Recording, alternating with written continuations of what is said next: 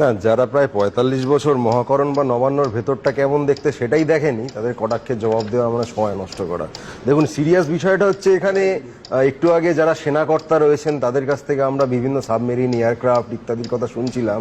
খুব ভালো লাগছিল যে আমাদের এত বলশালী একটি মিলিটারাইজড রাষ্ট্র রয়েছে, কিন্তু সাহেব এই ২৬ জনকে বাঁচানো গেল না কেন?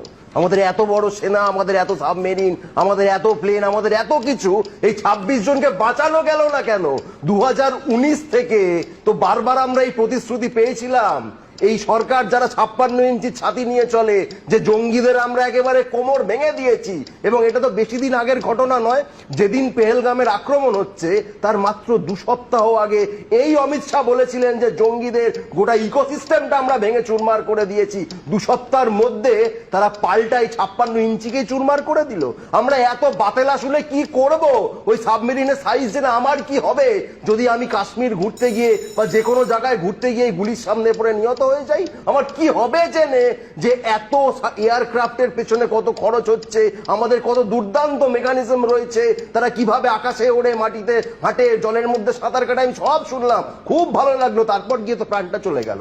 ১২ বছর ধরে হিন্দু হৃদয় সম্রাট যারা নাকি হিন্দুদের বাঁচানোর জন্য এত কাজ করছেন, বা ২০১৯ থেকে তাদেরই শাসনে কাশ্মীর চলছে, সেখানে সাট করে হিন্দুদের মেরে দিল। আপনারা কি করছিলেন? এত বড় সেনাবাহিনীকে তারা কাজ করতে দিলে এইটা হতো না, এটা আমি জানি। তাদের কাজ করতে দেওয়া হয়েছিল। করোনার পর ১,৮০,০০০ সেনাদের যে ফাঁকা পদ, কেন? সৈন্যবাহিনীতে কন্ট্রাকচুয়াল নিয়োগ হচ্ছে, আপনারা প্রশ্ন তুলবেন না? আপনাদের যদি কন্ট্রাকচুয়াল নিয়োগ করতে আপনারা মেনে নিতেন? সেনাবাহিনী একটা কন্ট্রাকচুয়াল নিয়োগ করার জায়গা, অগ্নিবীর দিয়ে সেনাবাহিনী চলবে? আপনারা প্রশ্ন তুলবেন না? অজিত ডোভালের ছেলে সৌর্য ডোভাল, তার ব্যবসায়িক পার্টনার কেন পাকিস্তানের লোক?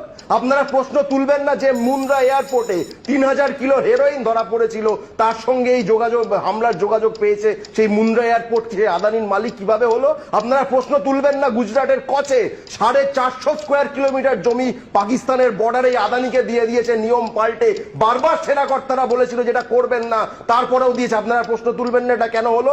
আপনারা প্রশ্ন তুলবেন না যে মিলিটারি এই এত ইন্টেলিজেন্সের কথা হচ্ছে, দেবজিৎ দা বললেন লোকাল সরকার আমাদেরকে জানায়নি, মিলিটারি ইন্টেলিজেন্স জানতেই পারেনি, জঙ্গিরা জেনে গেল। জঙ্গিরা জেনে গেল এত বড় মিলিটারি ইন্টেলিজেন্স চালানো ন্যাকামো হচ্ছে। রাজ্য সরকার একটা গেট খুলে দিয়েছে, জঙ্গিরা জেনে গেল, পুরো আর্মড হয়ে গায়ে ক্যামেরা লাগিয়ে লোকাল গাইড নিয়ে হাঁটতে হাঁটতে চলে এলে।